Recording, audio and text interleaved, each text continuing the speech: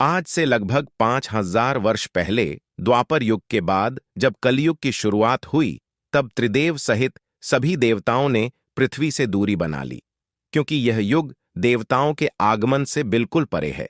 सृष्टि के नियमानुसार इस युग में चमत्कार की कोई गुंजाइश नहीं, यानी कि सृष्टि के नियमानुसार कोई भी देवता कलयुग के कार्य में हस्तक्षेप नहीं कर सकता। जब तक कलयुग का शासन इस धरती पर है, तब तक कली को यह बिल्कुल भी पसंद नहीं कि कोई भी देवी देवता उसके कार्य में बाधा बने। चूंकि कली असुर होने के साथ साथ एक युग भी है, तो इसीलिए सभी देवता विवश थे। किंतु कलयुग के शुरुआत से पहले ही देवों के देव महादेव को यह आभास हो चुका था कि कलयुग जितना पुराना होता जाएगा, उसकी शक्ति उतनी ही प्रबल होती चली जाएगी और वो समय से पहले ही विनाश लीला की शुरुआत कर देगा। इसलिए महादेव ने कलयुग का संतुलन बनाए रखने के लिए पृथ्वी से जाते जाते महाबली हनुमान जी को यह कार्य सौंप दिया। महादेव ने हनुमान जी को कहा कि वे श्री राम नाम का प्रचार करें, जिससे कि कलयुग के साथ साथ हनुमान युग भी प्रारंभ हो जाए, जिससे कि कलयुग सदैव नियंत्रण में रहे। इसके बाद हनुमान जी धरती में आकर अलग अलग वेशभूषा में श्री राम के नाम का प्रचार करने लगे। इसके बाद जगह जगह श्री राम मंदिर बनने शुरू हो गए और यह वही समय काल था जब श्री राम के साथ साथ हनुमान जी की भी पूजा आरंभ हो गई। इसके बाद हर जगह श्री राम मंदिर के साथ साथ हनुमान मंदिर भी बनने शुरू हो गए। पर हनुमान जी खुद का मंदिर बनता देख बेहद निराश हो गए, क्योंकि वे चाहते थे कि हर जगह श्री राम की मंदिर बने, न कि उनकी। क्योंकि हनुमान जी खुद को सिर्फ श्री राम का सेवक ही मानते थे, वह भगवान बनने के बिल्कुल भी इच्छुक नहीं थे। और जब हनुमान युग की शुरुआत होने लगी, तब यह बात कलयुग को पता चली। फिर कलयुग गुस्से में पागल हो गया और उससे रहा न गया। फिर उसने हर बार मंदिरों और मंदिरों के आसपास रहने वाले लोगों में पाप फैलाने की तमाम कोशिश की, पर वो हर बार नाकाम होता गया। फिर उसे पहली बार हनुमान जी की ताकत का एहसास हुआ। काली समझ गया कि किसी भी मंदिर या मंदिर के आसपास उसकी माया का कोई असर नहीं होने वाला, और फिर उसने बेहद शातिर तरीके से मंदिरों से मीलों दूर रह रहे इंसानों के अंदर मंदिरों के प्रति घृणा की माया फैला दी।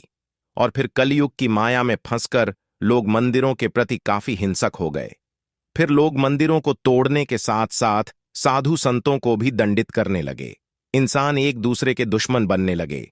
उस वक्त हनुमान जी श्री राम के ध्यान में लीन थे, लेकिन जब उन्हें कलयुग के इस दुस्साहस का आभास हुआ, तो हनुमान जी काफी क्रोधित हो उठे और कली यानी कि कलयुग की तलाश में निकल पड़े, और उन्होंने आकाश, पाताल, जंगल, हर जगह कलयुग को ढूंढा।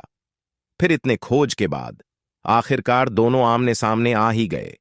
हनुमान जी को सामने देख कलयुग घबरा गया। फिर उसने अपने शक्तियों से हनुमान जी पर अंधाधुंध प्रहार करना शुरू कर दिया, लेकिन कलयुग के शक्तियों का हनुमान जी पर कोई असर न हुआ।